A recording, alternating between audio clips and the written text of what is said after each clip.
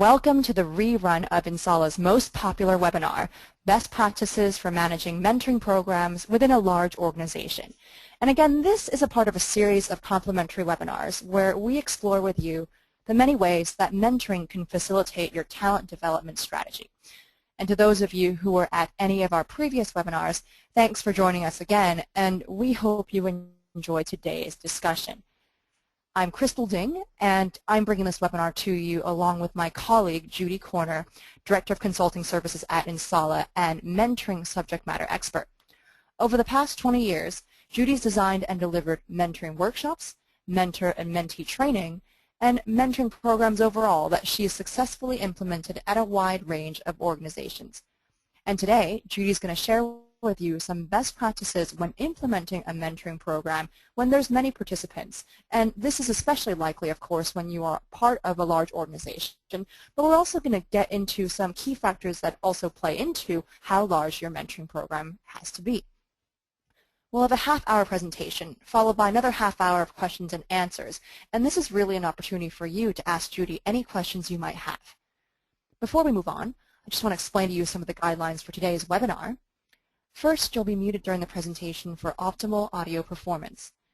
And during the presentation, we'll invite you to participate in a number of polls, and these polls will pop up on your screen when the time comes.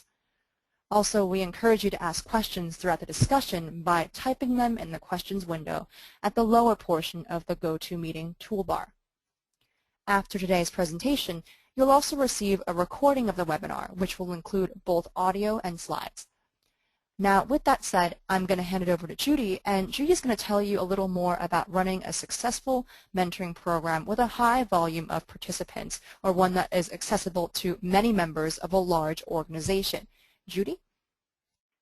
Thank you, Crystal. And again, I would like to add my welcome back to those of you who have joined us previously on our webinars, and a welcome to those of you who are joining us for the first time. And we hope that you will join us for some upcoming webinars. We're going to have more webinars around mentoring starting in the fall after we get through the summer season. And then we're also going to be having a webinar in the fall around career development, because we are finding there is a great association between mentoring and career development in being able to do that. In addition to that, please watch your emails, because many of you are going to receive a career development survey. We're going to be sending that out to you this month, and we would love to have your feedback on how you believe career development is important to your organization. If you would like to view any of our previous webinars or to look at when our upcoming webinars will be provided, please go to our website at insala.com/webinars. Now, in addition to the webinars that we offer, we also have done a mentoring survey, and you can obtain your complimentary mentoring survey report. Many of you have already asked for the survey report, and we've provided it to you. But if you haven't received your copy yet, what we would like for you to do is to obtain that copy. And the kind of things you're going to learn is how mentoring is commonly used in organizations today, and some perceptions of the challenges and successes that organizations have had, or some challenges that organizations anticipate coming up. How do you get your free copy? Well, all you have to do is complete the feedback questionnaire at the end of this webinar, and we will be glad to forward a copy of the mentoring survey report to you. So please be sure you fill out that questionnaire at the end of the webinar. Now, to tell you a little bit more about Insala, we're a leading global provider of mentoring, career development, and career transition solutions. We work with organizations of all types and sizes, and we combine our software as a service technology with our consulting services and training, and we believe this offers customizable solutions to your organization so that you are empowered to meet today's workforce challenges and be able to align them with your talent development initiatives as well as your business goals. So we invite you to go to our website at insala.com to find out more about us and also to visit our mentoringtalent.com website, which is the website that we have that is totally devoted to the topic of mentoring. Now, to tell you a little bit more about how we feel we're unique in this mentoring space, first of all, we have a proven methodology that we have been using for over 20 years within organizations on a local level as small as 250 and on a national level to over 100,000. So the point is, we're used to working with large organizations. We understand the types of difficulties that you run into, and also not just large organizations, but large mentoring programs, no matter what the size of your organization is. So we've got 20 years of history in working with organizations, and so the methodology that we use has had practical experience. So we know that it works. Organizations have implemented it, and they have used it. In addition to that, we offer training. We offer customizable training programs. What we're able to do is offer very customizable and innovative ways of implementing this training and learning. And we can do that in a workshop format. We could do it in a webinar format. We can do it in a combination of those different types of formats. But what we do is we know the important elements for a mentor, a mentee, or a manager to learn. And then what we do is, based on your organization, your culture, your needs, we customize that training for you. So we take the consulting, the training, and add to that our software as a service technology, which we believe gives you a sustainable and scalable web-based platform so that you can actually manage your mentoring data. That becomes very important for large organizations or large mentoring programs, so that you can facilitate your matching and pairing, your participant communication, and be able to monitor, track, and report your program results.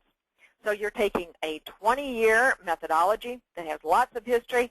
You're combining that with 15-year history of implementing talent management software, and we believe that we can provide to organizations a total solution in what you're doing. So what are you going to learn today? Well, we're going to talk to you about some of those challenges and benefits of mentoring within a large organization and how you handle those things. We're also going to talk to you about the consequences of common pitfalls and some best practice solutions to avoid them. Again, one of the advantages of our 20-year history and all the types and sizes of organizations we've worked with is that we can help an organization in avoiding these pitfalls, and also in answering those questions when we go through our workshops and organizations say, well, what do we do if this situation happens? We've probably come across that somewhere. Or what do other organizations do when these types of issues come up? Again, we've probably handled that over our 20 years. So you're also going to learn how you can generate a maximum return on investment, because that becomes incredibly important around mentoring.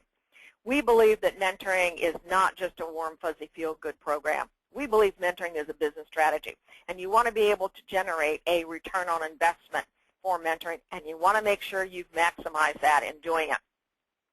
Again, we understand the overall challenges and benefits of mentoring for large organizations or large mentoring programs, because we know that based on having more participants in more locations also equals greater challenges and benefits. The bigger the program, we know that it's going to possibly have the bigger amount of challenges, but it's also got the bigger amount of benefits in being able to do that. In fact, some of the factors that we know influence the size of your mentoring program as you're even getting it going is, first of all, the size of your organization. So the size of your organization can have a direct influence on how big your mentoring program can be. It also has to do with your previous experiences with mentoring. If mentoring has been implemented within your organization previously and it's been successful, then, you know, that's going to influence the size of your mentoring program, because people are going to look at that history and say, hey, that's something I want to be involved in. But if you have had mentoring and it hasn't been implemented correctly inside your organization, there's been some bad experiences in doing that, then that may also influence the size of the individuals that want to participate in your mentoring program. As I mentioned before, we look at mentoring as a business strategy. So the types of things that influence the size of your mentoring program have to do with your business objectives, and we'd also combine that with your workforce demographics. So if you happen to be an organization and you're looking at your business objective to be onboarding, and your workforce demographic to that is your new hires, that's going to influence the size of your mentoring program. If you happen to be a university, and the objective of what you want to do is to be able to align students with alumni, that's going to influence the size of your program. Also, what about your aging population and those situations in which you know that you have individuals that have got vast knowledge and experience that's going to be leaving the organization soon? You want to make sure that you capture that knowledge. So based on those demographics, that's going to influence the size of your program. Or are you looking at a program that is going to be implemented on a global basis? That's going to influence the size of your program as you move forward. So all of these things are going to influence the size of your program, and probably most important is how are you positioning this mentoring program?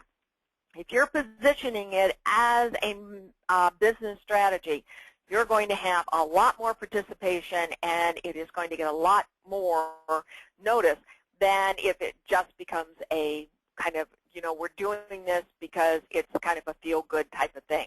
Again, you need to position your mentoring program as a business strategy. So what I'd like to do now is turn it back over to Crystal. And Crystal, will you walk us through our first poll, please? Great, Judy. Thanks very much. I'm just going to launch our first poll, which is the following. And if you guys who have mentoring programs, please answer the following question. What is the greatest? Facilitating a large-scale collaboration and knowledge sharing, or shortening the learning curve and enhancing employee productivity? Just wait a few more moments for all the votes to come in.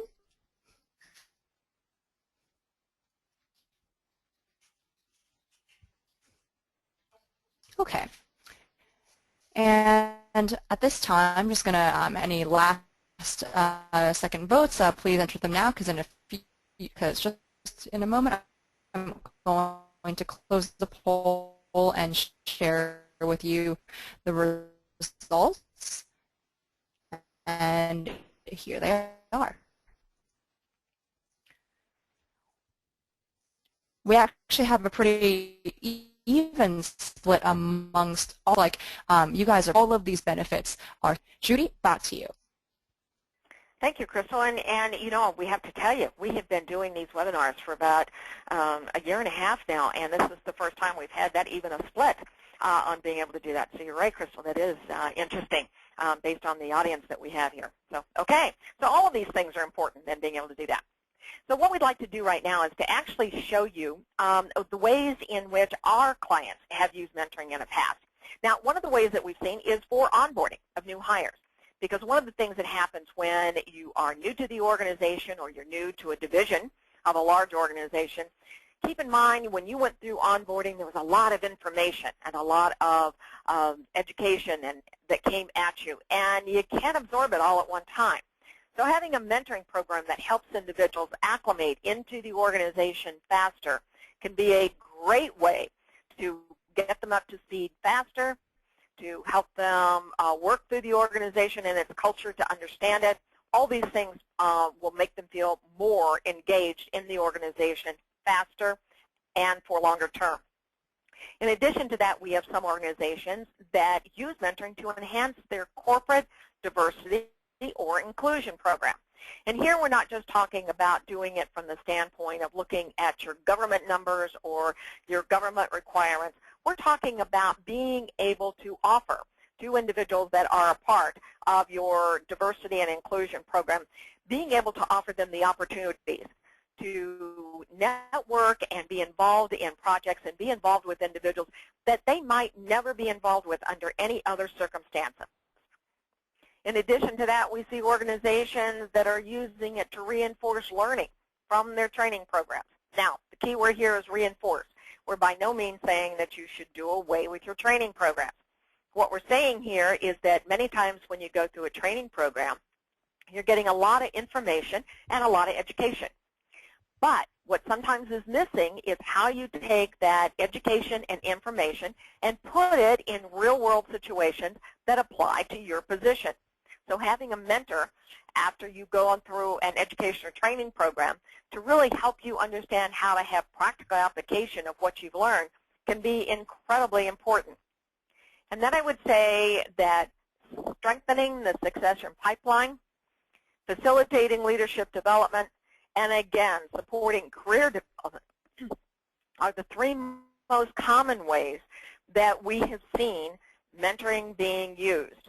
And again, we noticed from our poll here that that was really evenly distributed. But as we have done these in the past and the clients we've worked with, we have seen that those top three elements are probably the ones in which are the most popular. And again, you'll see at the top there, supporting career development, which goes back to what we talked about in the very beginning. We see such a close alignment between mentoring and career development. So again, in looking at this program implementation for large organizations or large programs, even our clients have gone through some of these issues, and here's how we've helped them in the future. So we're going to talk about some of those challenges that we know large organizations go through. First of all, creating a collaborative mentoring culture. That can be an issue because one of the things that we talk about when we talk about mentoring is the good news about mentoring is it's thousands of years old. And the bad news about mentoring is that it's thousands of years old.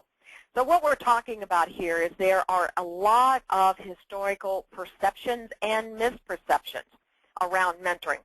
So being able to have a collaborative culture around mentoring is really starting out with getting everyone on the same page about what a mentor is, what a mentee is, and what mentoring really means. So sometimes creating that culture for a large organization, because you have a lot of people, you'll have a lot of different misperceptions and perceptions, and you've got a dispersed population of what you're doing. This can be a big challenge. Also, being able to communicate a consistent program vision across a lot of locations and channels. Being able to do that and making sure that everybody has a consistent message and a consistent understanding as to exactly what you're meaning by this mentoring program can be a big challenge. Also establishing and finding and connecting the right pool of mentors and mentees. We believe that you should qualify mentors and mentees, but based on some of those historical misperceptions around what it takes to be a mentor and what it takes to be a mentee, you may find that individuals that aren't even thinking about applying and not even thinking about participating in your mentoring program because they've got these historical misperceptions in their mind.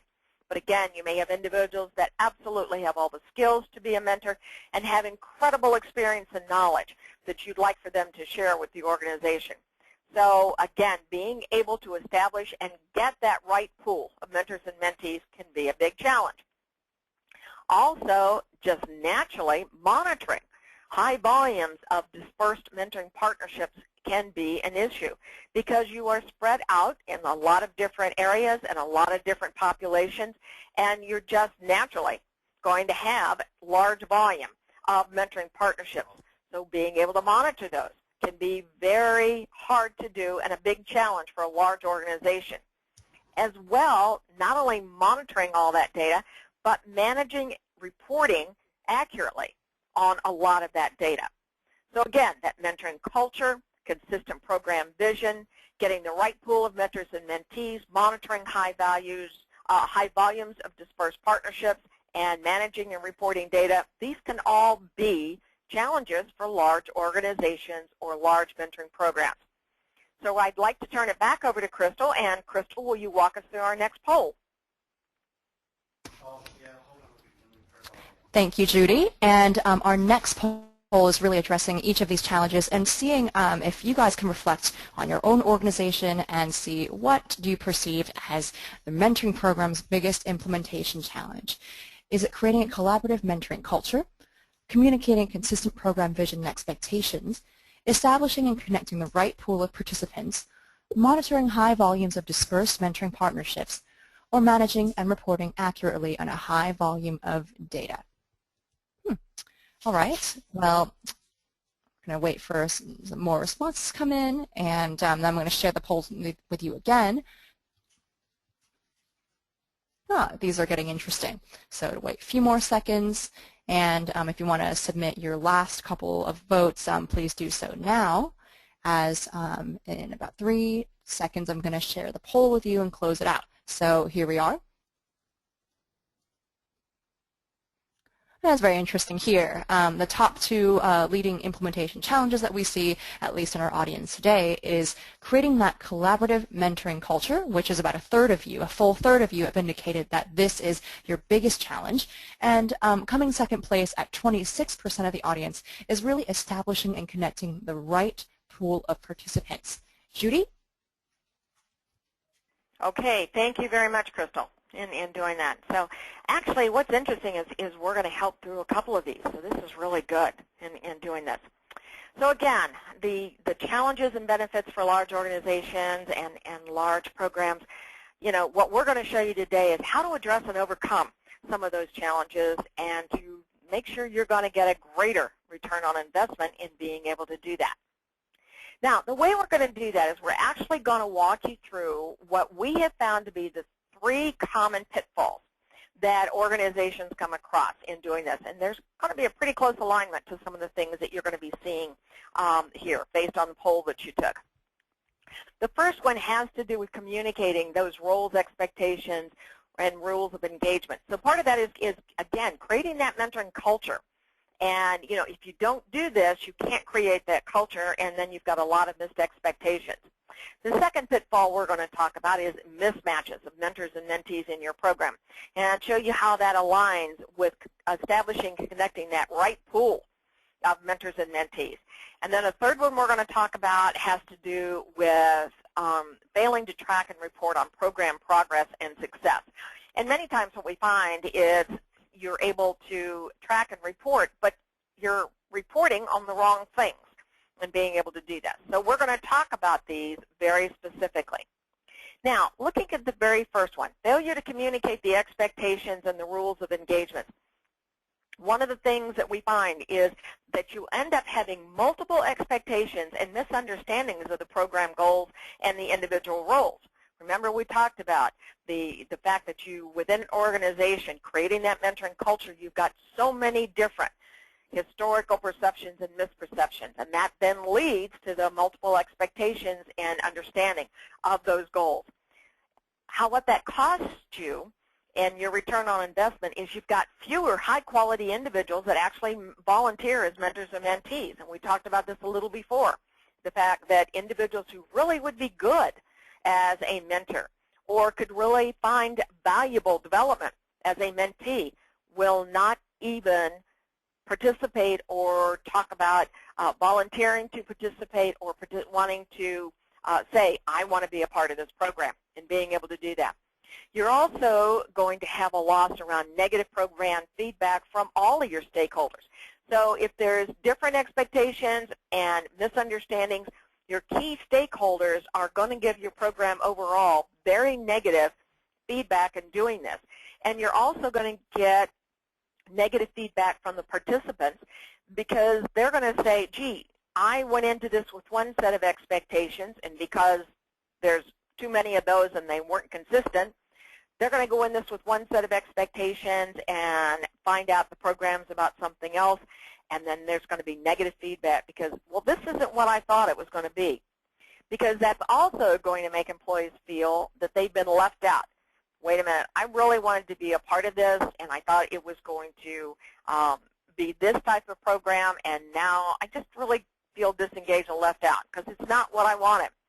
And then you definitely will not be able to define and measure your program as success.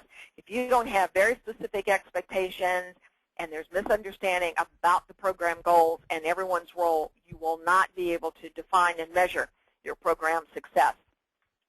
So as we have worked with clients, here's some of our recommended solutions to be able to do that.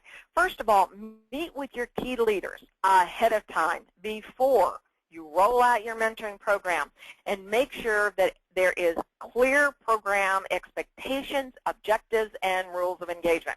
So make sure the key leaders that you meet with before you roll out your program that you have got that information, and it's very key.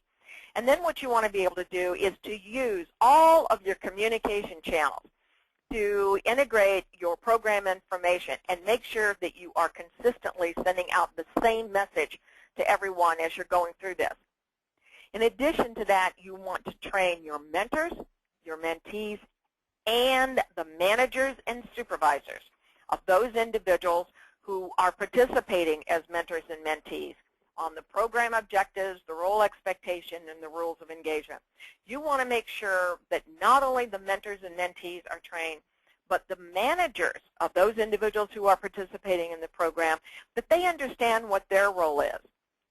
One of the things that we learned a long time ago was we had always had the training programs for mentors and mentees, but probably about 12, 13 years ago, we were hearing more and more from managers.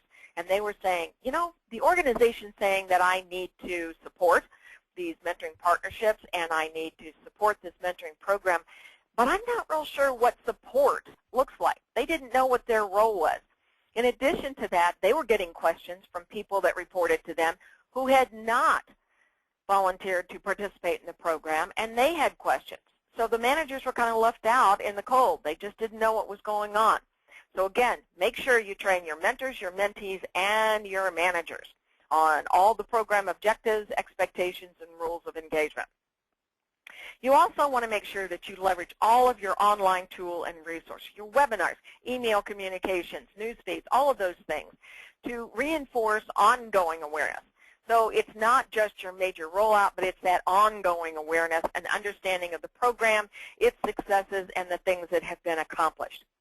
Now, the way that we specifically can be able to help you do this is not only leveraging those online tools, but make sure you're conducting check-in interviews in being able to do this, because you want to know on an ongoing basis how everybody's doing, mentors, mentees, managers, to ensure everybody understands their role and is following through and being able to do that.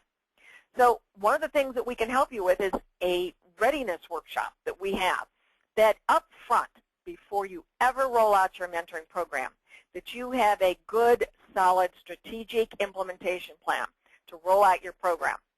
We many times hear from organizations, and people will say, well, we've just got to get going.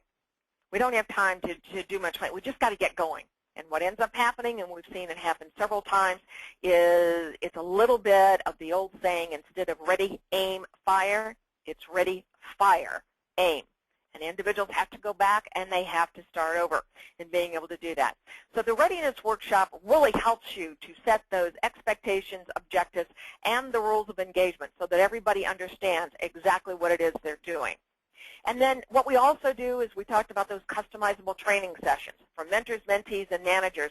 And again, being able to do that in a webinar or workshop format. So that's another way that we can help you do that. We also can provide consulting. Again, we've worked with all sizes, types of organizations. We've done this for over 20 years. So we know what those proven strategies are. We know what happens if you decide to move forward and either skip a step in your process or to do some things that could cost you problems down the road. So we not only help you in setting up the program, but thinking about those things that could cost you problems down the road as you implement your program. So again, helping you with your communication, reinforcing your program objectives, and your updates and your comments. And then what we also can do is we can help you with those regular check-in interviews, not only with appropriate questions that you can use in those interviews, but the timing of those questions. That timing can be as important as the question itself in what you're doing. So we can help you with those questions and with those check-in interviews and what they should be like, so that you can ensure you've got good follow-through. So it's not just making sure you've got a big kickoff, but that you've got a good follow-through. Now what we want to do is to talk about pitfall number 2, which is mismatching your mentors and your mentees. Now, it's one thing if you get up in the morning and you mismatch your socks, but it's something else if you have a greater occurrence of mismatch mentor and mentee pairs.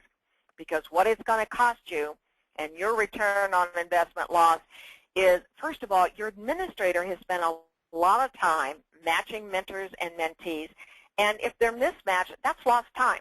It's kind of time down the drain that your administrator has had. Also, if you have mismatched mentors and mentees, the mentees will not be able to actually achieve the development goals that they had for this program. So they're going to look at this and they're going to say, well, this is what I want to develop in, and I've got the wrong mentor to help me do that. So what it's also going to do, it's going to give your mentor-mentee participants negative emotional impact, and probably worst of all, you're going to lose your mentoring program branding and credibility. So all those things you tried to build up in the beginning, you're going to lose. This becomes very important because one of the things that we have learned in working with mentoring programs is if you have got a mismatch between a mentor and a mentee, many times they won't blame the mismatch. They will blame the entire mentoring program overall. So again, you have to be very, very careful about your mismatching of mentors and mentees. Some things that we recommend is, first of all, implement an online participant application process. Make the application process simple for individuals and make sure you have got the correct online data. Also make sure that you can gather profile data about these individuals, especially for large organizations with dispersed populations that are all over the world or even all over the nation in being able to do this. Make sure that you have got a way for individuals to provide profile and bio data to help individuals get to know each other. So that as you're going through, and even your administrator, this is a big help to them, because as they get to know information about individuals more, they'll be able to make better matches in being able to do that. In addition, you want to look at some skill assessments for individuals so that you can have really good matching data. Your matching and pairing is only going to be as good as the data you've got to work with. So having a skill assessment to, number one, looking at that, establishing and connecting the right pool of mentors and mentees that you said was a challenge for your organization. So making sure in that skill assessment you've got good qualified mentors that actually have the skills to be a mentor, and then having skill assessments to help identify areas of expertise the mentors have and areas of need from the mentees. So again, we recommend you do this because this helps in your matching and pairing process. And then what you want to be able to do is all of your matching and pairing process should be based on the program objectives. That's why we talk about the fact that in the very beginning, before you roll out your program, make sure you've met with those key stakeholders so that you can get agreement on the program objectives, the business objectives as you're moving forward. So your selection criteria should always be based and be able to add back to whatever your program objectives are. And then we also suggest you use an online matching tool to generate compatible pairs, because this can be done in a matter of seconds versus days and weeks. We have been talking with one organization, and one of the things that they told us is that they had to match 300 mentor-mentee pairs, and they spent almost 3 weeks doing this. So, you know, that's a lot of time. It's spreadsheets, and, you know, you get tired after a while. And are you really making the best matches and being able to do that? But that's a lot of people. So take that 3 weeks and reduce it down to seconds per match, because you have got good data that have been, you've got a good application, you've got good data as you move forward. So the way we see that happening in our automated matching process is you start with an online application tool that, again, is set up to your business objectives. That goes to your program administrator, and then you've got an online matching and pairing tool. And what that does then is to help ensure that you have not just a good match, but the best match that you can offer to the mentor-mentee participant. Now what we'd like to do is we want to give you some real figures on this return on investment. So what we're going to do is we're going to start out, and let's say that you've got about 200 pairs in your organization, which is pretty normal for a large organization or a large mentoring program. So you've got about 200 pairs of individuals, and we know that if you do not have a tool to help you, an online tool to help you do this, that you're going to have probably a mismatch rate of somewhere around 12%. We've learned this in the past. So that comes to about 48 individuals. And when you think about the time that is spent because you've got a mismatch with your mentor or mentee, we know that comes to about 8 hours per partnership. So what you're looking at here is that you have lost about 384 hours in a year's time. Now, we're also going to take that times an average participant salary of right at about $75 an hour. And you might say, well, that seems a little high, and in some areas it might be. But keep in mind also that you talked about using mentoring around your building your succession pipeline, leadership development, your high potentials, and so on. So you want to think about, that $75 is probably pretty close. So if we've done all that, suddenly what you've done is that you've had a mismatch, and that mismatch has cost you $28,800. Now, if you had an online matching and pairing tool using this technology, we're going to take the same participants, but we now know that mismatch rate reduces to 3%. Now, we're not going to say you'll have a 0% mismatch, but we're going to we know that it goes down and take that to about 3%. So now, instead of having 48 individuals that are mismatched, you've got 12. And again, that same hours lost. So now you're down to 96 hours that have been lost instead of 384. We're going to take it times the same hourly wage. And now your annual net cost to doing that is $7,200, not the $28,800 without technology. So what you're looking at is a savings of $21,600 a year just by using a matching and pairing tool. So that's just one of the many costs that you have in a mentoring program, but that's a big savings right there in being able to do that. Now, the third pitfall we're going to talk about is that ineffective tracking and reporting of the mentee's development. So where you're seeing now is the inability to track the development objectives that mentees are working on because you've got such a large and dispersed mentee population. And so that makes sure you've got a lot of time and resource constraints. So your loss then begins to look at, first of all, inefficient use of your program administrator's time. So there's a cost to that, and you know that. Also, ineffective tracking of those mentoring partnerships. So are you really getting the right data? And then the inability to demonstrate success to your top management and key stakeholders.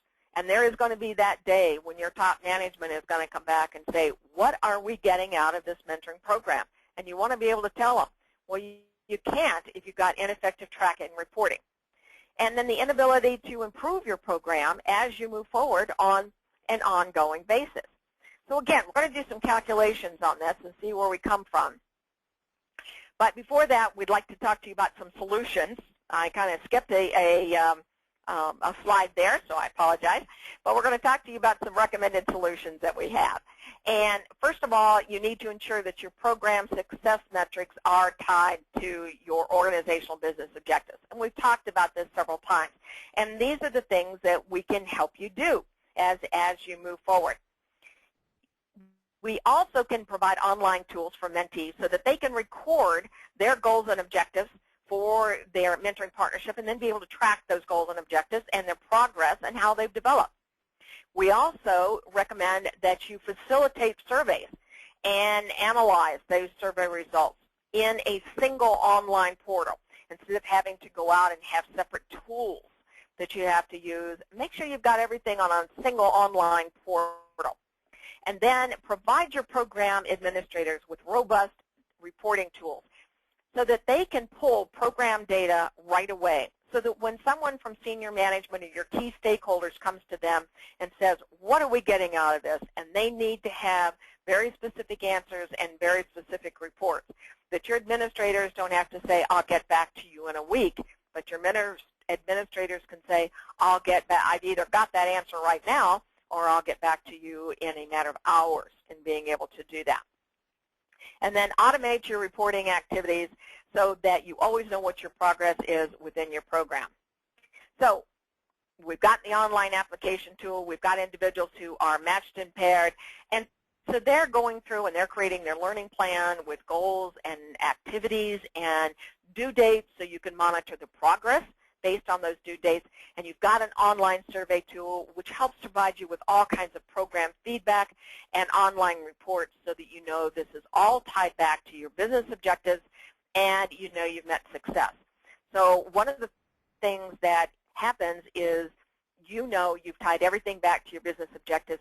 And I was having a conversation on Monday with someone, and they said, can we guarantee that we're jumping for joy and as happy as this little guy that's on the screen?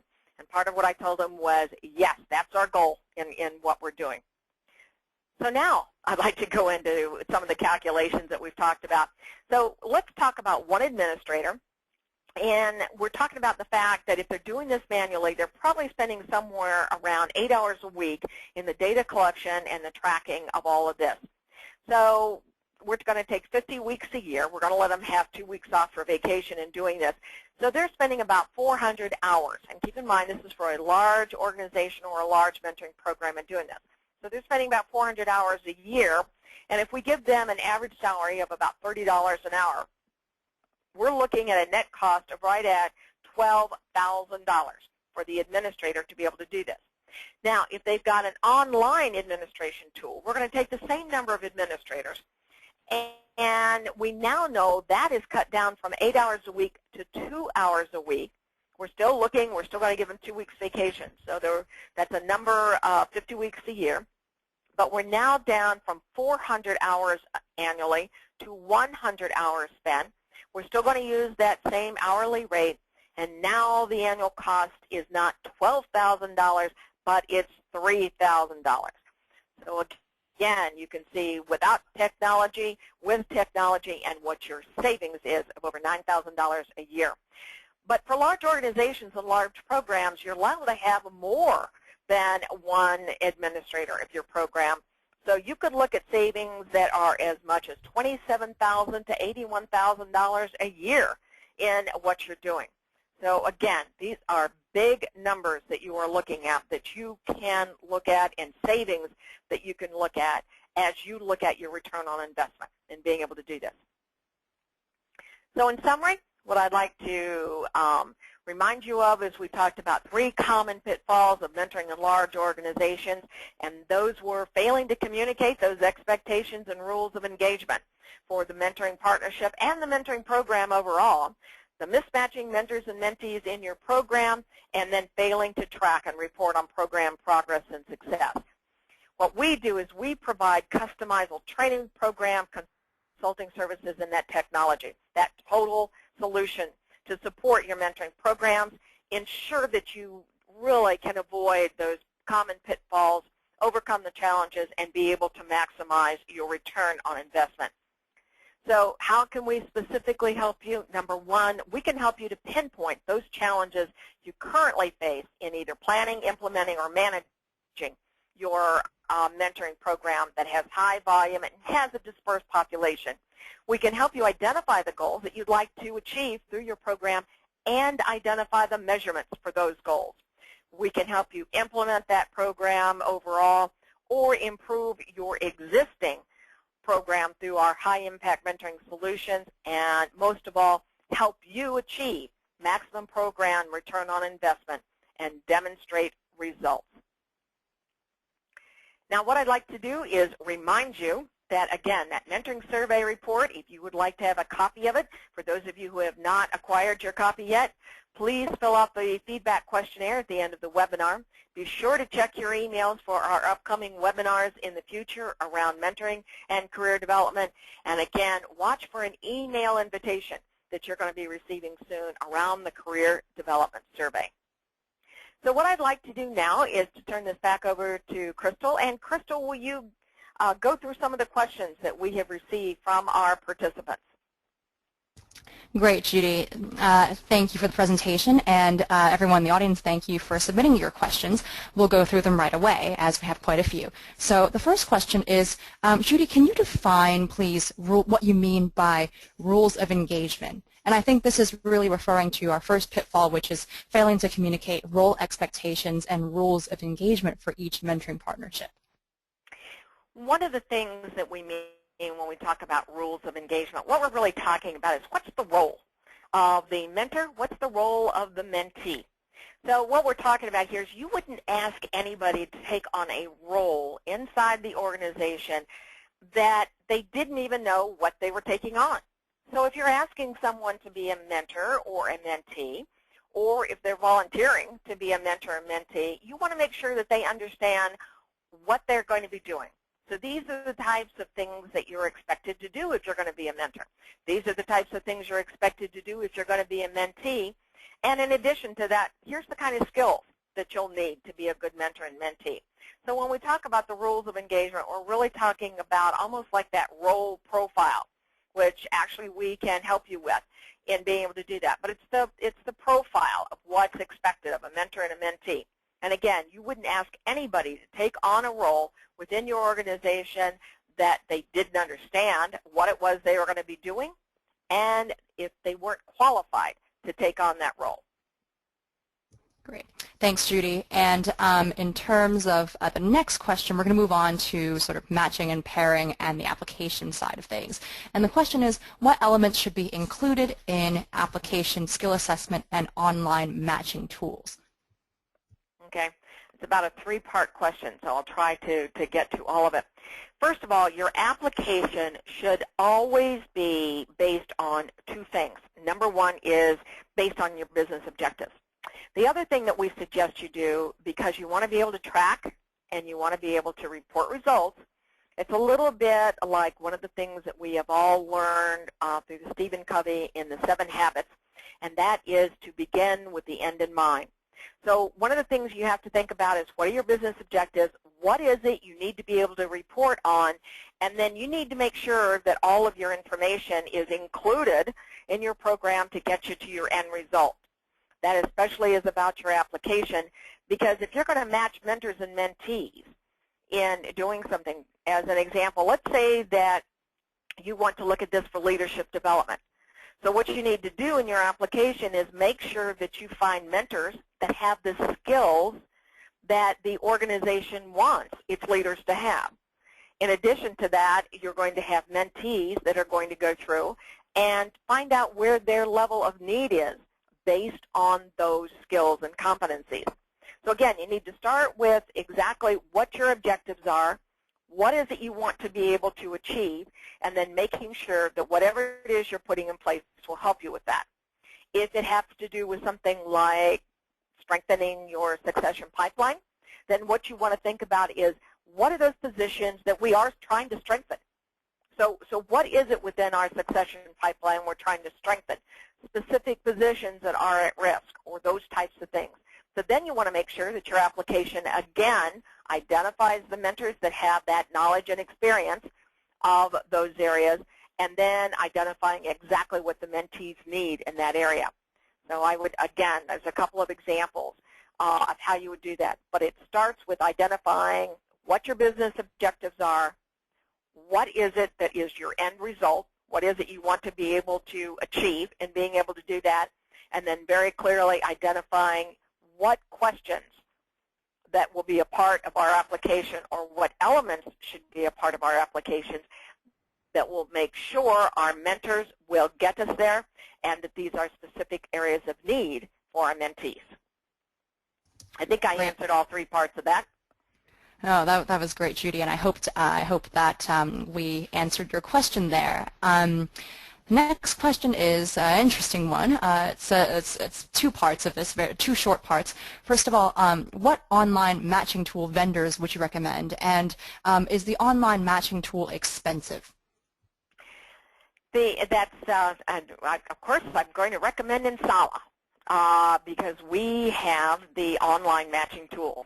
So I'm going to recommend our tool that we have, our high-impact mentoring tool. And so that's the vendors. And what was the second part of that question? The second part of this question, Judy, is this online matching tool expensive?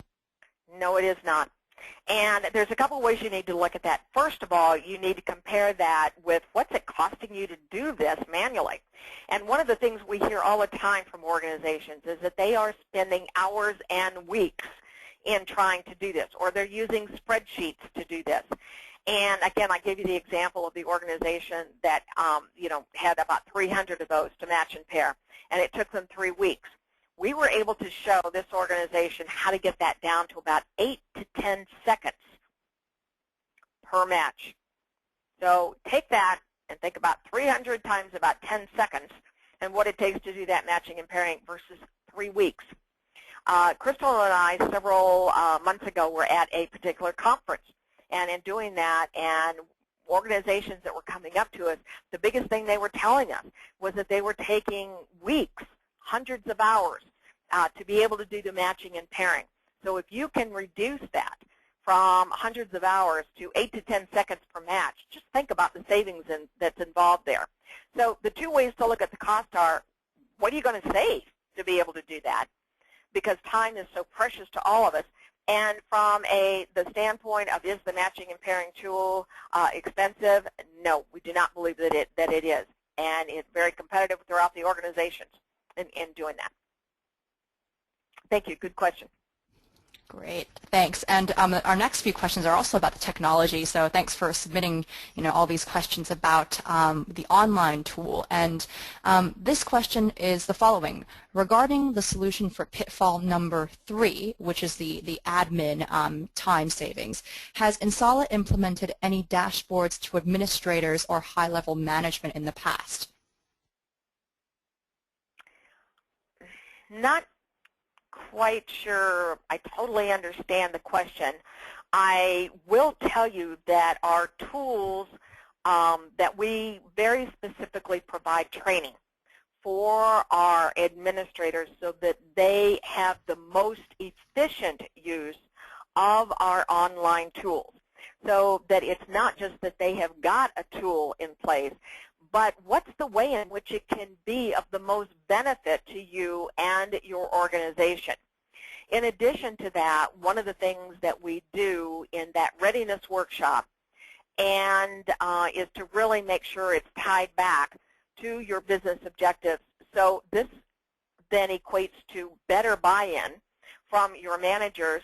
And in addition to that, we offer training for the managers to make sure that they really understand the return on investment that they are going to get from using the online tool.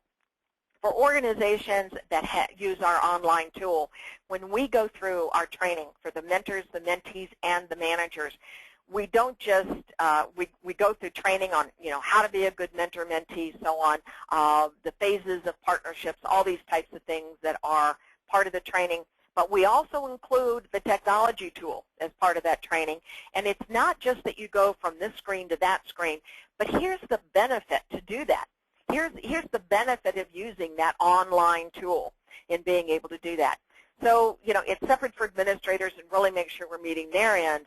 But when we conduct our training for our mentors, mentees, and managers, we really are emphasizing the technology tool as a benefit, what individuals are going to get out of it, and how it really will enhance the mentoring experience and the mentoring partnership in being able to do that. And I sincerely hope I interpreted the question correctly and was able to give you a correct answer on doing that. No, thank you, Judy, and thank you for that detailed question. I do think that we did answer your question. So the person who did ask this question, feel free to come to us if you have any further questions on the topic. If you have any further things you want to explore on that. This is really the biggest question that everyone comes to us for, and it's been asked by one of our audience members right now. What are some of the metrics that are used by leading companies to measure the success of a mentoring program? And Crystal's right. Every single time that we run a webinar, as we have done this in the last year and a half, we have individuals who are asking that question. question. How do I measure success in what I'm doing? And it's very important to be able to measure success in what you're doing. The first thing you have to do is to be very clear about your business objective. Now, many times what we will hear from organizations is, well, we want to improve our employee development. And that's a very nice wish, but it's not necessarily your business objective in what you're doing. So one of the things that becomes very important is that you have got to set your business objectives first. Then you start looking at your measurements. But I can give you a couple examples of how this works. Probably the two most common that we see in being able to measure the objectives has to do with individuals that are able to get the development that they need without having to go to a training class. We believe that mentoring is one of the most cost-effective tools that an organization has for developing their people. You've got a wealth of knowledge inside your organization. And again, looking at it even if you go to an education class and a training class, but being able to reinforce that with practical application that you get from your mentor. So we have found that organizations measure that return on investment based on the dollars they've been able to save because individuals don't have to go to a training class. We've got some organizations that have taken this all the way down to travel costs or time off the job or whatever it is. The other most common way that we have seen this has been accelerating the learning curve. So we had one organization that we worked with, and they knew that it took approximately 18 months for individuals to be up to speed in a particular position in what they were doing, 18 months. We were able to, through mentoring, reduce that from 18 months to 13 months. That's a big savings in what individuals are doing. So we have seen probably, I would say, accelerating the learning curve as one of the most common. That goes back to also being able to fill your succession pipeline and being able to do that it's done much more quickly through mentoring programs. So there's several ways that we have seen that. We also have one organization we worked with, and theirs wasn't specifically around a number. What it was is they wanted to really change the culture within the organization. So we helped them to define what the new behaviors of the new organization would look like. It's kind of like, what does it look like when you walk the talk, in being able to do that. And then we were help them to actually implement that. Those are the kind of qualities that the mentors needed to have. Those are the things the mentees needed. And they were able to change their organization culture much more quickly by doing it that way through the mentoring program, because the mentors were able to model, very specifically model, the behaviors that the new organization wanted. And when you've got something like that, it's a whole lot quicker to be able to implement that type of a change in your culture. So again, those are some of the most common ones that we've seen. Great. Thank you, Judy. And we really have 1 more minute, so time for one more question, and this is the following question. How does the Insala technology blend or integrate with existing ERP systems, such as HRS, for example? And in this organization, there is a resistance to acquiring add-on systems. We have not come across any HRIS systems that we could not integrate with. We can download data from these systems, I would say, unless it's a very specific homegrown type of system. Then one of the issues, we work with SAP, we work with PeopleSoft. We can easily integrate with your HRIS system or your ERP system or anywhere that you want to be able to download some of that profile data, data about your mentors and mentees, your participants. We have done that because we're used to working with large organizations. So we've done that many, many times with many organizations. Unless it's a pretty homegrown type of information system, there isn't any problem at all in doing that. Great. Thank you, Judy, and thanks very much for all your questions. And rest assured that if we did not get to your question this afternoon, we promise to send you a personalized reply via email or by phone in the coming weeks. So, sorry, excuse me, in 1 week, in the coming week. So stay tuned for that email coming to you. And Judy, do you have any last thoughts before we go? No, I'd just like to thank everybody for attending, and again, we would like for you, if you would like a copy of the mentoring survey, that you complete the survey at the end of this, and again, complete our short survey that's going to pop up right after the webinar ends, and we'd like information from you. Was the webinar valuable for you? And any questions that come up in the future, please feel free to contact us at info@insala.com or give us a call, and we would be glad to help you with any questions around mentoring.